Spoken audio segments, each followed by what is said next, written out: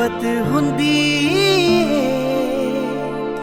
ਕਿਸੇ ਦੀ ਯਾਦ ਚ ਮਰਨਾ ਵੀ ਮੁਹੱਬਤ ਹੁੰਦੀ ਏ।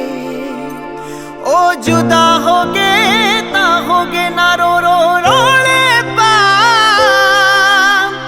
इश्क है सजना इश्क कोई मशहूरी नहीं। ओ दिल मिलने जरूरी हुंदे ढोल ना बे। मोहब्बत मिले